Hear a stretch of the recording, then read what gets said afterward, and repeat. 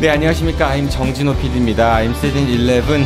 아이들이 행복할 수 있는 대전의 교육 환경 마련을 위해 두 분의 교육 전문가와 함께 대전교육의 미래를 설계해보는 설계자들 시간입니다.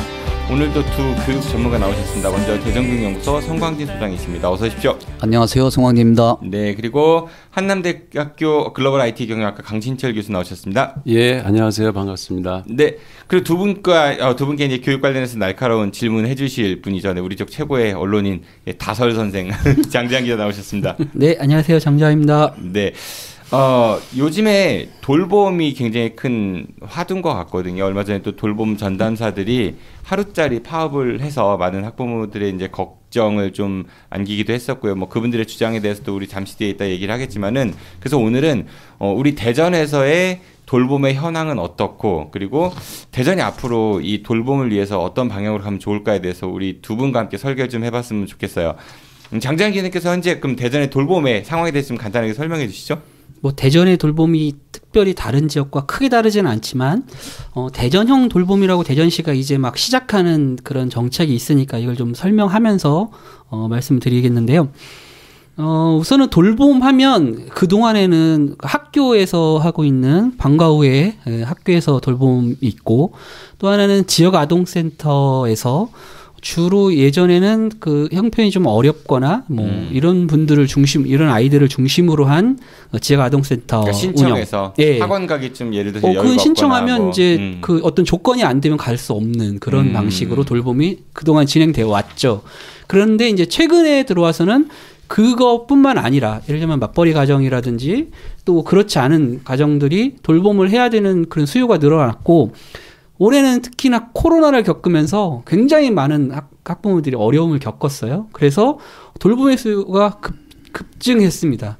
그런데 이거를 우리 국가적 정책으로 이걸 수용할 수가 없는 과정이 오면서 급작스럽게 정책들이 막 나왔는데요. 그 중에 하나가 어찌 보면 대전형 아이돌봄, 그 온돌 네트워크라고 하더라고요. 뭐 이렇게 해서 그 대전형 돌봄 정책이 올해 이제 막 출범을 시작했습니다. 그래서 조직도 제대로 이제 꾸려지지 않는데, 이제 어떤 걸 하는지 제가 간단하게 설명을 드릴게요. 아까 말씀드린 학교와 학교 밖에 이런 돌봄이 있었잖아요. 근데 대전시가 시 지자체가 주관하는 돌봄은 학교 밖 그 돌봄을 좀 체계적으로 하겠다 이렇게 내세우고 있는 거예요. 그래서 잠깐만요. 그러면은 현재 학교 안에서 이루어지고 있는 돌봄은 교육청에서 관리를 하는 거고, 그렇죠. 그리고 예. 학교 밖에서 이루어지는 돌봄은 대전시에서 관리를 하고 있다. 그렇죠. 이 말씀이신 거죠? 현재도 지역 아동센터에서 하고 있는 돌봄에 대한 그 지원금은 지자체가 지원을 하고 있는 거거든요. 그런데 이것을 아예 이제 좀 더 체계적으로 하겠다는 게 대전시의 그 대전형 돌봄이고, 학교에서 이루어지고 있는 거는 그대로 하고 있는데 최근엔 코로나 때문에 지금 더 수요가 늘어나니까 이게 전학년으로 좀 확대하는, 초등학교 전학년을 확대하는 방식으로 좀 가고 있죠. 어찌 보면 이원화되고 있는 건데요. 그 학부모 입장에서 보면 좀 이게 좀 일원화됐으면 하는 게 있어요. 학교에서 하는 것과 프로그램이 좀 다르고 지자체가 하는 게 좀 다른데, 한 이맘때쯤 되면 이렇게 이제 그 수요 조사를 합니다. 그래서 뭐 지역 아동센터를 가고 싶은 애들, 학교에서 돌봄을 하고 싶은 아이들, 뭐 이런 거 수요 조사를 하는데, 사실은 그 수요 조사도 학부모 입장에서도 정보가 잘 없기 때문에 정확히 그걸 응답하기도 어렵고, 그거에 맞춰서 지자체가 뭐 어떤 그 공간을 마련해서 아이들을 수용할 수 있는 그런 조직을 만들기도 사실은 어렵습니다. 근데 어찌 보면 거의 뭐 시스템이 없다고 봐야죠. 근데 앞으로는 이걸 잘 하겠다고 대전시가 올해 한 2달 전에 이제 겨우 만들기 시작했어요. 그래서 잘 안 되는 걸 가지고 뭐 아직은 그렇지만 앞으로는 그런 방향인데요. 대전시는 예, 3가지 방식으로 이걸 추진한다고 하거든요. 원스톱 통합 지원센터라는 걸 하는데요. 이것은 각 지역마다, 각 동이라든지 지역마다 있는 그런 돌봄 시설 이런 것들을 연결해주고 어디로 가면 좋다, 어디가 어떤 프로그램이 있다 이런 걸 연결해주고. 예를 들어서 콜센터 전화해갖고 물어보면은 어디로 가라 알려준다. 이제 그것도 있지만 이제 그것보다는 어디가 필요하고 수요가 어디가 많고 또 어느 곳에 가면 그런 교육을 받을 수 있다 이런 거 상담도 해주고, 또 각 지역마다 있는 돌봄센터에 그 돌봄 전담사라 해야 되냐?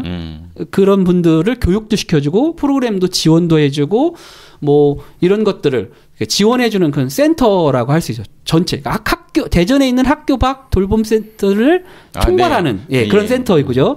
또 하나는 다 함께 돌봄 센터라고 해가지고 각 지역마다 소규모 그룹의 돌봄 센터를 만든다는 거예요. 그러니까 한마디로 품앗이처럼 각 부모님들이라든지 이런 유휴라고 하면 좀 그렇죠. 아무튼 여유 있는 인력들을 모아서 조그만 소규모의 그 돌봄 센터를 여러 개를 계속 만들어 간다고 하고요.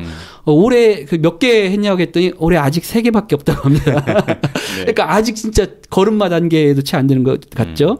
그걸 중심으로 하는 다 함께 돌봄 센터 확충이 두 번째고, 세 번째가 아이돌봄 통합 정보 플랫폼을 만든다는 거죠. 아까 말한 대로 그 정보를 제공해서 그 플랫폼에 들어가면 어디로 가면 좋고, 어느는 어떤 프로그램을 하고, 어디는 어떤 아이들이 중심이 되고, 여기는 뭐가 특화됐고, 이런 정보를 제공해서 선택할 수 있다. 이것을 잘 하겠다라고 결심한 게 대전형 돌봄이라고 할 수 있는데요. 말씀드렸듯이 아직 이제 시작만 하고 있는 그런 단계입니다. 네.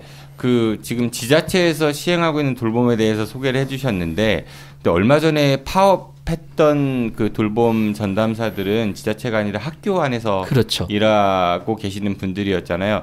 우선 두 분께 여쭤볼게요. 돌봄이 과거에는 각 개인의 그 가정의 책임이었다라고 보면은 점점 뭐 맞벌이 부부도 많아지고 한부모 가정 이런 뭐 사회 소외계층뿐 아니라 일반 보편적인 그 가정에서 또 그 공공에서 돌봄을 좀 수요를 좀 충족했으면 좋겠다, 이런 요구들이 많은 것 같아요. 공공이 돌봄을 그 책임져야 된다, 이 부분에 대해서는 두 분 다 뭐 공감을 하시고 계신가요? 그렇죠. 국가가 지금 출산율도 너무 낮고 아이를 키우는 문제가 특히 젊은 부부들한테는 상당히 큰 그게 부담이기 때문에 국가가 마땅히 책임을 져줘야 된다, 저는 그렇게 생각합니다. 국가 공공의 영역에서 돌봄은 책임을 지는 것이 바람직한 방향이다라고 보시고, 우리 성광진 소장님은 어떻게 보세요? 저도 당연히 그런 생각입니다. 특히나 뭐 요즘 맞벌이 부들이 뭐 대부분이 아니겠습니까?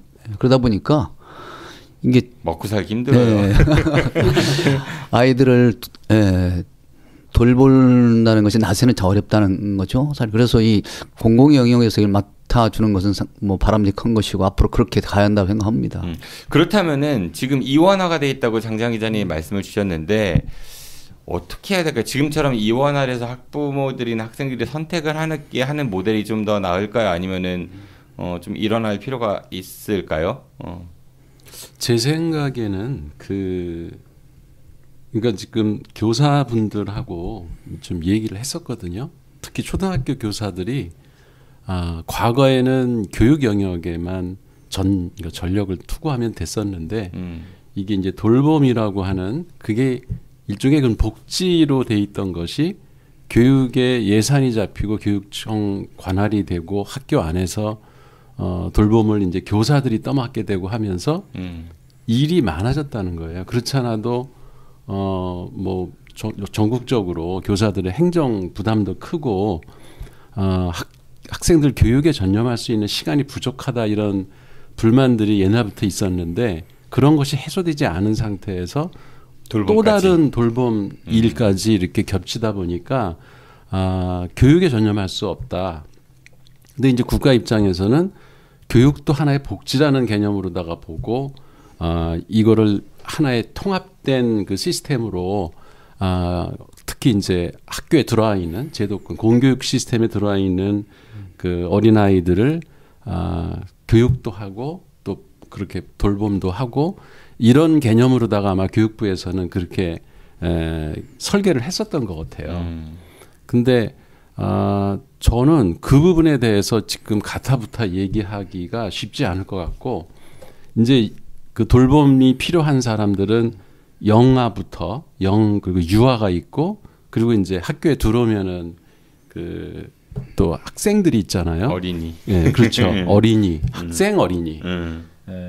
그 부분이 좀 구분될 필요는 있겠다. 왜냐하면은 영유아 때 필요로 하는 돌봄 서비스하고 학교를 다니면서 필요한 교육 서비스하고, 그러니까 돌봄 서비스하고는 좀 다를 수가 있겠다. 왜냐하면 이미 공교육 시스템에 들어왔기 때문에 거기서 그 그냥 애를 뭐 이렇게 놀이만 해주고 봐주는 식으로 했다가는 부모들이 일단 싫어할 것 같아요. 그렇죠. 네. 학교 안에서는 어느 정도의 교육과 연계된 돌봄이 돼야 되는 게 맞지 않나 저는 그런 생각을 해봤습니다. 그러면은 지자체에서 이렇게 지자체가 이원화되어 있는 것보다는 학교를 들어간 이후에는 그 공교육의 영역 안에서 돌봄도 좀 이루어지는 게 좀 더 나은 방향이다 이렇게 보신다는 얘기인가요? 그러니까 돌봄도 이제 그리고 이제 돌봄의 어떤 교육 전문성을 강화할 필요가 있다 이 두 가지 말씀이신 건가요? 그러니까 그것도 이원화돼야 된다는 이원화라는 말을 쓰는 게 좀 조심스러운데 그 예를 들어서 학부모 입장에서 보면은 학교에서 아이들을 좀 더 이렇게 연장선상에서 교육의 연장선상에 돌봐야 되는 부분이 있고 그 다음에 이제 주말이나 아니면은 이렇게 방과 후나 이럴 때 그 아이들이 또 돌봄이 필요한 그 맞벌이 부부라든가 이럴 경우에는 그럴 때는 그거는 동네 집 가까운데 와서 학교에서 꼭 그럴 게 아니라 그런 돌봄 서비스는 그건 학교가 책임지지 않고 이 사회 시스템에서 그러니까 학교가 운영되는 그런 날에는 학교에서 좀 그렇죠. 책임져 주는 게 좋고 학교가 쉬는 주말 같은 때는 지자체에서 책임지는 게 좋을 것 같다 이런 말씀 주셨고 성광준 선생님은 어떠신가요? 저는 뭐 현재 뭐 지자체와 학교와 이렇게 운영하고 있는 그러한 시스템 돌봄 시스템에 대해서 좀 더 정비할 필요는 있다고 생각합니다. 지금 현재로서는 지금 뭐 2004년부터 이제 학교 돌봄도 시작되어 왔고 지금까지 뭐 16년이 지나왔는데 아까 말씀하신 강 교수님 말씀하신 대로 단순 돌봄이 아니잖아요. 이제 학교에 가보면 놀이란 것도 다양해야 되고 또 문화예술 프로그램도 좀 있어서 아이들이 좀 행복하게 좀 시간을 보낼 수 있지 않으면 이게 도리어 그냥 학교에서 8시간, 10시간 데리고 있는 거란 말이 잘못하면 예, 맞습니다. 저녁 10시까지 있으니까 되니까. 또 다른 야자 그러면 예, 그렇죠. 고등학교 야자. 그렇죠. 이거는 상당히 문제가 있을 수가 있습니다. 그래서 지금 현재 이 과정, 그러니까 어떤 돌봄의 과정, 뭐 교육 과정이라면 좀 이상한 거고, 어떤 그런 돌봄의 어떤 과정에 대한 교육적인 어떤 우리가 보면 어떻게 돌봐야 할 것인가에 대한 어떤 사회적 교육적 합의라고 할까요? 이런 것들도 좀 부족한 것 같고요. 또 지금 이제 이제서야 법이 만들어지잖아요. 네. 네, 이제서야 법이 만들어지는데 과연 이것을 누가 제대로 관리할 주체가 되어야 할 것인가? 이것도 현재 또 운영은 또 어떻게 할 것인가? 이런 것들도 굉장히 좀 여러 가지로 의견이 나누는 그런 상황입니다. 예. 생길 필요가 있다 이런 말씀이신 것 같은데 사실 그 얼마 전 파업했던 거에 대한 그 돌봄 전담사들이 가장 큰 이유 중에 하나가 지금은 교육청에서 이거 담당하고 있는 이 업무를 지자체로 이관을 하겠다 이제 그런 계획이 나오니까 이게 지자체로 이관이 되면은 각 지자체 재정 상황에 따라서 처우가 좀 차등이 생길 수 있지 않냐 뭐 이런 주장도 좀 있는 것 같고요. 또 지자체에서 또 원활한 운영을 위해서 뭐 민간에 위탁을 하게 되다 보면은 본인들의 그 처우나 지위가 좀 이제 달라질 수 있지 않냐 이런 지적도 했던 것 같아요. 그렇죠. 이제 우선은 제가 보기에 이제 돌봄 전담사들의 이제 처우 문제인데 그거는 돌봄물 주체를 어디에 둘 거냐에 따라서 그 처우가 달라지기 때문에 지금 반발을 하는 거거든요. 그럼 국가가 과연 정말로 이 돌봄 문제를 그 전체적으로 다 개입해서 어떤 정책을 끌어가려고 결정을 한다면 이게 지금처럼 서로 뭐 양쪽 기관이 마치 서로 떠넘기거나 아니면 좀 싸우는 것처럼 핑퐁하듯이 이렇게 해서는 안 된다는 거죠. 국가가 완전히 이 돌봄을 어떤 방식으로 끌고 가겠다는 걸 정하고 거기에 맞는 법과 제도를 정비를 해서 거기에 맞게 처우를 만들어야죠. 근데 그것이 안 된 상황에서 지금 뭐 이게 지자체가 맞는 게 맞냐, 학교가 맞는 거 맞냐, 이렇게 서로 떠넘기거나 이런 식으로 하다 보니까 교사들은 교사들대로 불만이 많고, 돌봄 전담사들은 그들대로 불만이 많고요. 더 큰 불만은 학부모들입니다. 대체 아이들을 돌봄을 맡기라고 해놓고 보면은 서로 이걸 골칫덩어리를 떠안는 것처럼 이렇게 지금 하고 있거든요. 그러니까 이걸 그럼 어떻게 해결할 거냐는 거는, 이게 어찌 보면 논의가 너무 늦었지만 지금이라도 빨리 이걸 정립을 해야 된다 저는 그렇게 생각하거든요. 이제 국가에서 어쨌든 어린 아이들을 돌보겠다라고 이제 정책적으로 결정을 했다면 그게 교육청에서 그 담당을 해서 보육을 하든 지자체에서 하든 국가에서 총 쓰는 예산은 같아야 돼요.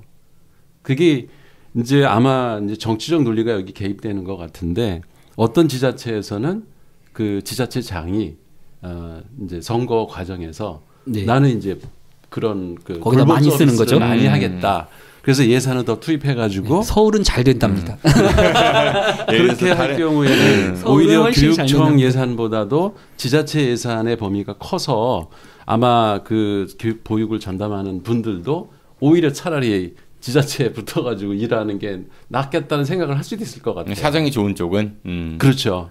그래서 이게 그런 식으로 이게 어린아이 교육을 가지고 정치 그 어떤 논리의 하나의 그 산물로 만들 게 아니라 국가에서 이거는 정책적으로 그 어린이 그 돌봄은 국가에서 책임진다라고 하는 걸 확실하게 법적이나 이런 제도를 만들어서 예산의 몇 %는 보육을 위해서 그 돌봄을 위해서 쓴다라고 해놓으면은 이런 식의 논란은 없지 않을까 하는 생각이 듭니다. 유아 돌봄 같은 경우는 이제 국가가 책임진다고 하지만 실제는 국공립 어린이집이 대부분 다 민간 위탁으로 지금 운영되고 있잖아요. 아마 그러다 보니까 지금 돌봄 전담사들이 지자체 이관하면 이러한 고용 불안과 함께 처우가 분명히 낮아질 수밖에 없는 그런 구조가 될 수밖에 없다라고 판단하신 것 같아요. 근데 여기에 대해서이죠. 우리가 이러한 분들이 갖고 있는 그러한 것들, 처우 개선이나 등등을 제대로 좀 할 필요가 있다. 불안 요소를 없애면서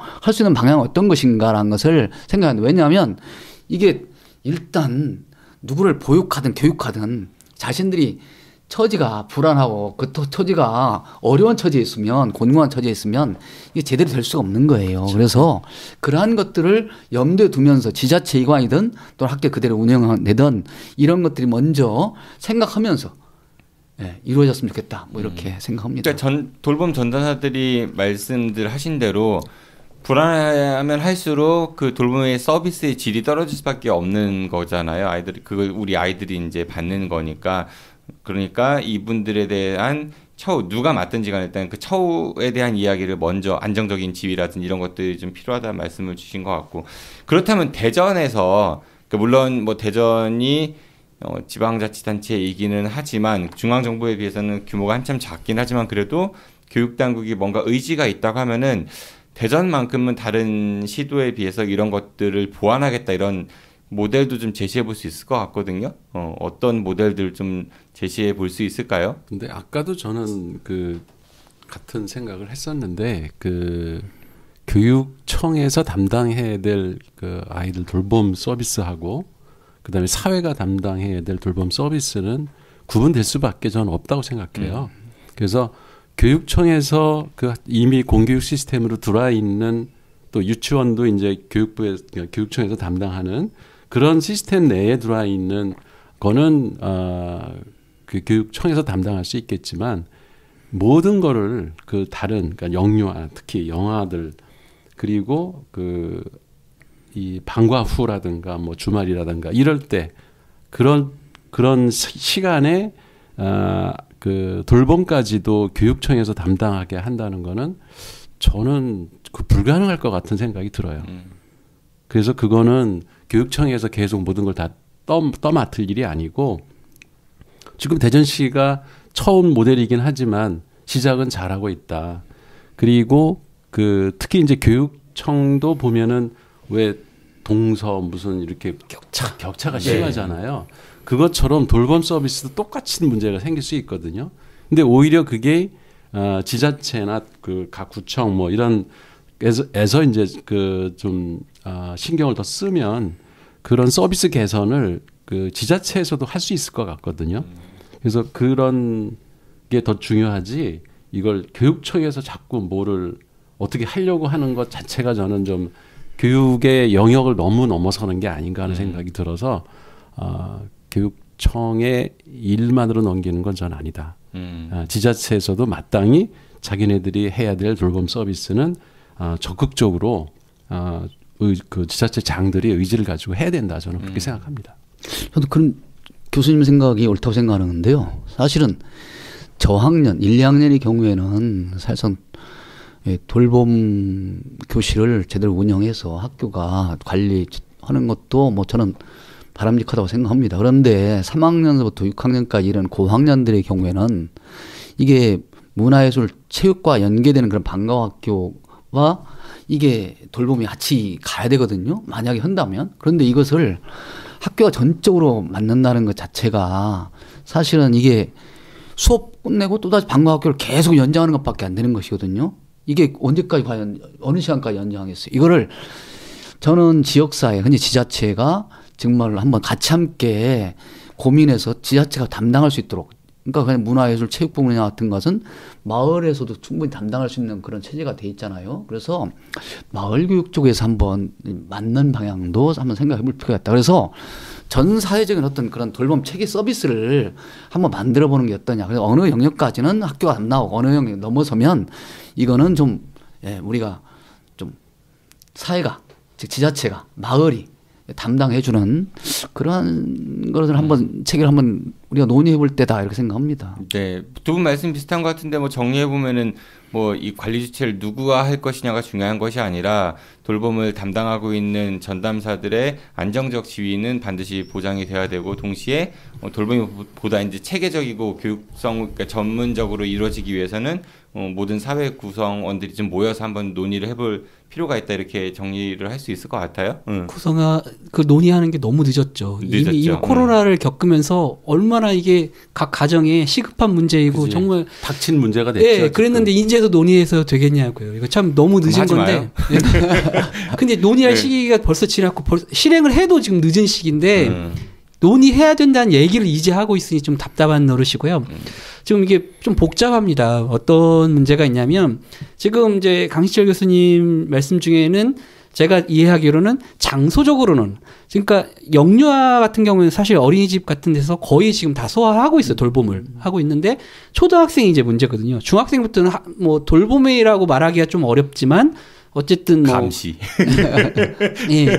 스스로 이제 그 시간을 그렇죠. 보내거나 이제 프로그램이 있으니까. 이제 초등학생이 문제인데 초등학생도 아까 우리 성 소장님이 말씀하신 것처럼 저학년과 고학년이 좀 다릅니다. 그래서 저학년에 같은 경우에는 학교 돌봄이 굉장히 유용해요. 유익해요. 그 학교 내에서. 그러니까 교수님도 학교 내에서 하는 게 좋겠다라는 그 장소적으로는 주체는 지자체가 사회가 책임지는 게 맞지만 장소적으로는 학교가 좋다고 하는데 이건 저학년들에 해당할 때는 굉장히 이제 잘 맞는 프로그램인 것 같고요.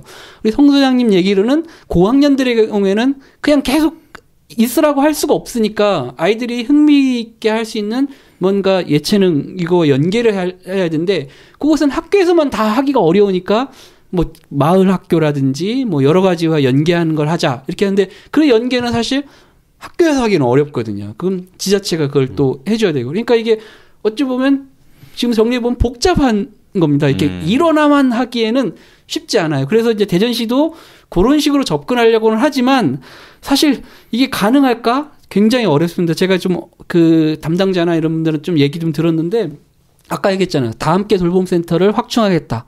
근데 장소를 구할 수가 없답니다. 예를 들면 뭐 어디 마을 어린이 도서관이라든지 이런 공공의 영역에서 아이들이 매일 와서 거기서 놀고 또 거기 있는 누군가하고 그 봐줘야 되는데 그런 장소를 어떻게 구하냐는 거죠.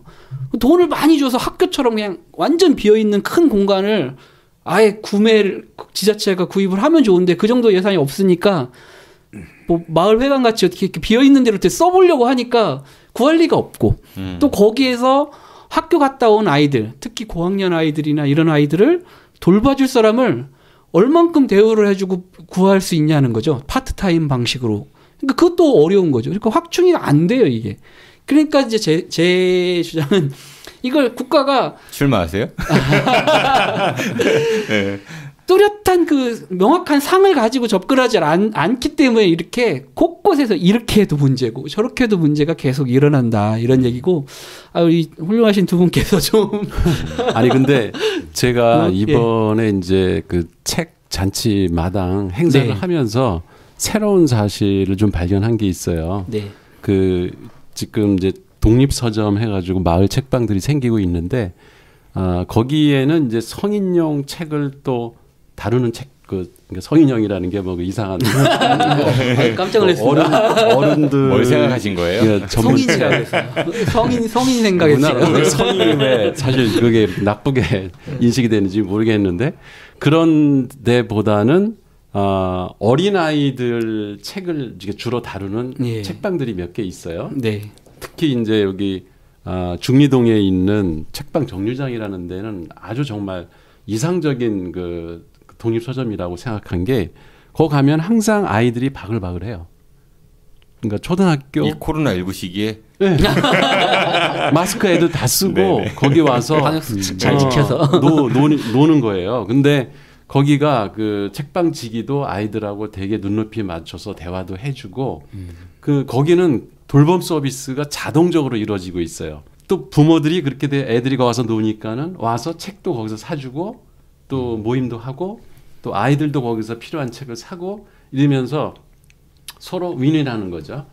그러니까 이렇게 또 왜 그 작은 마을 도서관들이 있잖아요. 실제로 전민동의 모퉁이 도서관은 그 역할을 옛날부터 해왔거든요. 그렇죠. 지금 마을 도서관들은 다 해왔죠. 네, 그래서 돌봄 그 학부모들이 왜 그러니까 자원봉사하면서 거기를 관리해주고 아이들은 거기 와서 자연스럽게 엄마하고 같이 있으면서 책도 읽고 또 뭐 맞벌이로다가 엄마가 못 오면 다른 엄마들이 그 다 친구 엄마들이니까는 편하게 거기서 아이들이 시간을 보내면서 책도 읽고 하면서 건전하게 시간을 보낼 수 있는 그런 것. 그러니까 이런 데다가 그냥 이렇게 알아서 하게 내버려 둘 게 아니라 정말로 이렇게 국가적인 시책으로 돌봄 서비스를 하겠다라고 했으면은 그런 예산의 일부를 그런 도서관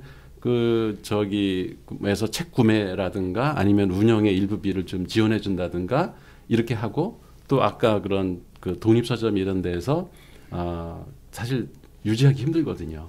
경제적으로 사실 어려워요. 그럴 때 그 예를 들어서 도서관에서 구매하는 책이나 학교에서 도서관 그 책 이런 거를 좀 납품할 수 있는 그 권한을 좀 주고 해가지고 그 독립서점들이 유지할 수 있게끔 국가가 지원해 주는 거죠. 그러면은 그런 그 돌봄 서비스를 굳이 따로 이렇게 뭐 여기는 돌봄 이렇게 안 해도 자연스럽게 할 수 있는 영역들이 나는 찾아보면 많다. 그게 그래서 국가적인 어떤 총 그 설계가 제대로 돼 있고 지자체도 마찬가지로 꼭 국가에만 의존할 게 아니고 지자체에서도 그런 의지가 있다면은 얼마든지 우리 주변에 그런 아이들을 돌볼 수 있는 시설들이 굳이 뭐 시에서 사고 그러지 않아도 이미 있다는 거죠. 중요한 건 의지 문제다. 그렇게 서비스를 제공할 수 있는 예산을 그쪽으로 좀 지원해 줄 수 있느냐. 나는 그게 필요하다고 생각해요. 역시 희망의 책 대전본부 이사장직을 맡으시더니 이제 독립서점 홍보까지 아주 계란까지 좀 전에 해주셨고. 말씀하신 게 바로 마을교육 공동체 상이거든요. 그게.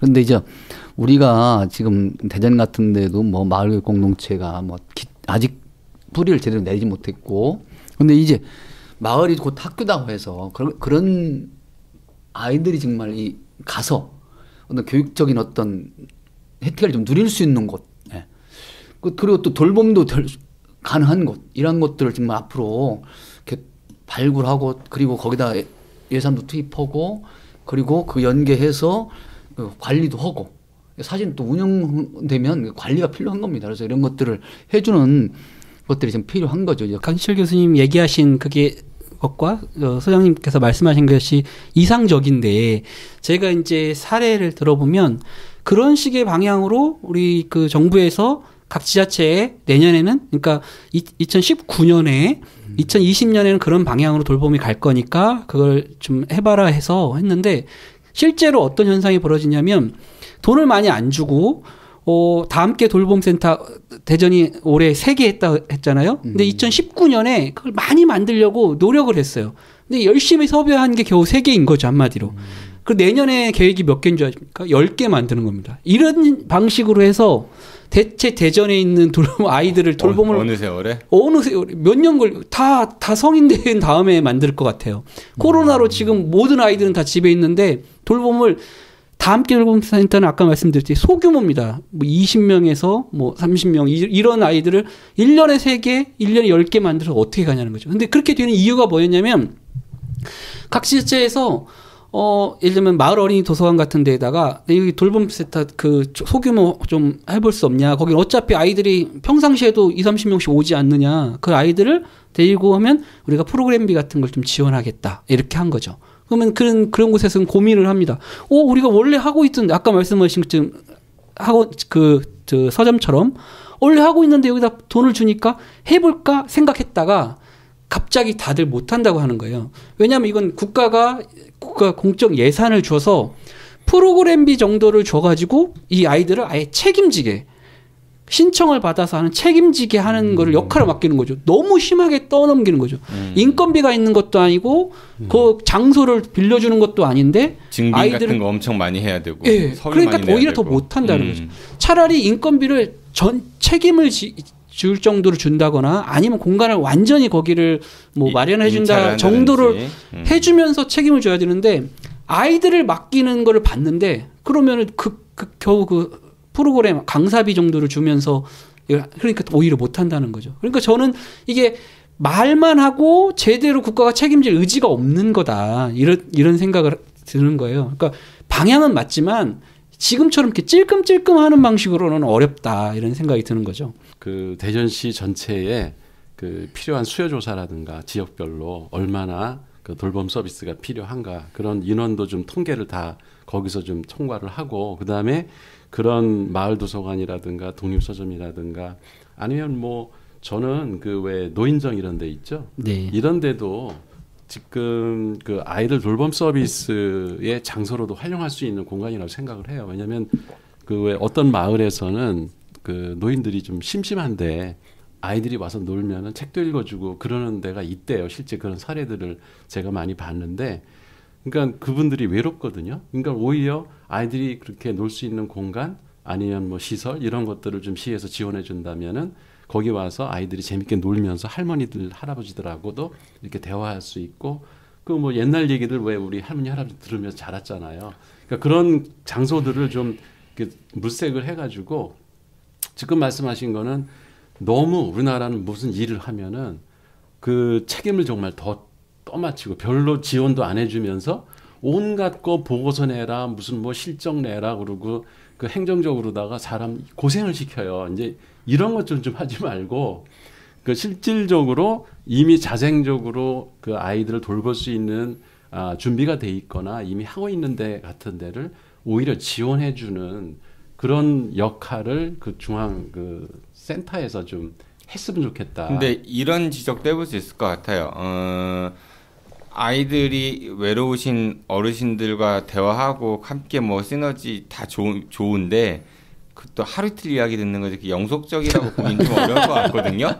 매일 그래서 오늘은 어떤 할아버지 할머니가 이야기거리 떨어지면은 그 다음에 뭐 없는 거. 그러니까 체계적인 우리 돌봄 이야기할 때 그 돌봄 교육 프로그램 그런 것들이 좀 만들어져야 되고 그리고 또 그거를 운용할 수 있는 전담사들을 교육하는 그런 것도 역시 제도화돼야 되지 않을까. 그 두 개는 필수적으로 필요한 항목이 아닐까. 그게 없이 그냥 뭐 여기는 잘 운영되니까 아이들이 잘 모여서 뭐 잘 원활하게 돌아가고 그건 너무 추상적인 이야기이지 않은가 싶은 생각 들기도 하거든요. 근데 그것도 좀 너무 뭐라 그럴까 좀 그러니까 교육 지상주의적인 생각 아니에요.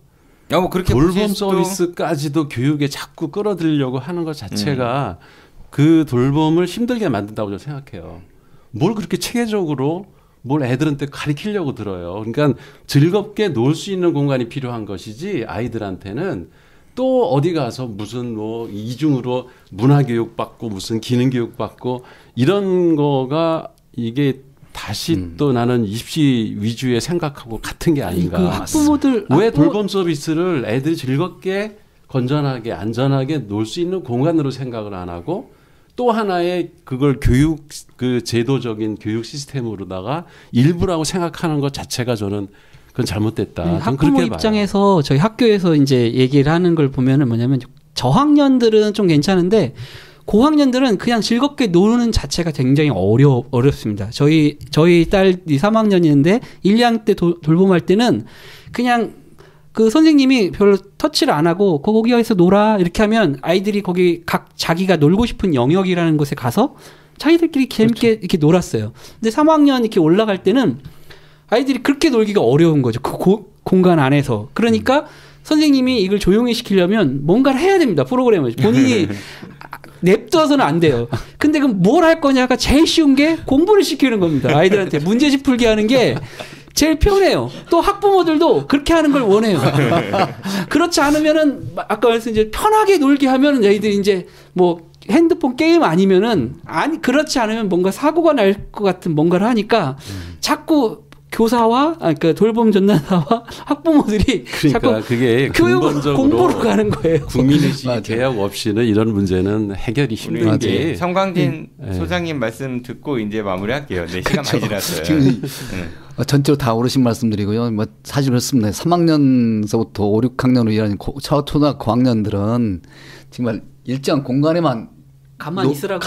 절대 그렇지 못합니다. 근데 이제 아까 말씀하신 대로 이게 교육을 정말 따로 한다는 것 자체는 문제가 있는 거예요. 그래서 다양한 체험을 할 수 있는 것은 또 모르겠습니다. 다양한 체험. 그 말대로 이제 우리가 지역사회에 나가서 또는 학교 내에서든 어디서든 다양한 체험을 어떻게 할 것인가에 대해서 고민해주고 그들이 정말 그 다양한 체험을 통해서 성장. 사실은 이게 교육이든 보육이든 뭐 돌봄이든 다 성장하는 것이 목적 아니겠어요. 그래서 인간적인 성장할 수 있도록 어떤 체험을 할 수 있도록 해주느냐. 이게 굉장히 중요한 거거든요. 그래서 이런 것들에 대해서 우리가 앞으로 돌봄 서비스를 하면서도 고민을 많이 해야 되는데 아직까지 그런 부분에 대해서 전혀 우리가 연구된 바도 없고 체계적으로 뭐 이렇게 제시한 바도 없고 그래서 참 여러 가지로 걱정이 많습니다. 네, 네 알겠습니다. 뭐 짧은 시간에 이렇게 긴 그리고 깊숙한 뭐 국민 의식 대개혁까지 필요한 이런 것들을 뭐 솔루션을 제공하기 어렵겠지만은 아니, 저는 마지막으로 하고 싶은 말이 돌봄은 그야말로 돌보는 거지. 그걸 왜 자꾸 교육하고 연계를 하느냐. 그렇게 하면은 답이 안 나온다. 맞아요. 그러면 그냥 사교육 시키면 돼요. 맞아요. 지난번에도 우리 사교육 얘기했지만 그런 부모라면 그냥 학원을 보내면 되지. 굳이 왜 돌봄 서비스 받아가지고 거기서 또 교육을 받으려고 그래. 그 자체가 잘못됐다는 거죠. 알겠습니다. 네. 저한테 그러세요. 오늘은 이제 지금 현재 우리 사회에서 큰 문제로 대두되고 있는 돌봄 그리고 얼마 전에 뭐 파업도 있었고 이거를 공공에서 돌봄을 좀 책임져야 된다라는 거에 대해서는 많이 공감대가 많이 형성되고 있는 것 같은데 그 어떻게 해야 될 건가 그 실행 과정에 있어서는 좀 이견들도 많고 또 이해관계도 분명히 대립이 많이 있는 것 같아요. 그래서 그 대전에서만큼은 좀 돌봄이 이런 방향으로 갔으면 좋겠다라는 말씀을 좀 듣고 싶어가지고 오늘 설계대드 시간에서는 이 대전형 돌봄에 대해서 이야기를 좀 나눠봤습니다. 지금까지 대전교육연구소 송광진 소장 그리고 한남대학교 글로벌 IT 경영학과 강신철 교수 오마이뉴스 장장 기자 세 분과 함께했습니다. 세 분 고맙습니다. 네, 고맙습니다. 네, 오늘 여기까지입니다. 저는 다음 주 수요일 예능 다큐 동상이몽 시즌2 시간에 찾아뵙도록 하겠습니다. 청취해서 고맙습니다. 안녕히 계십시오. 두 분이 목이 타셨나봐요. 동시에 드시네요. I'll be back. 우리가 만난 소중한 추억 우리의 내일을 약속한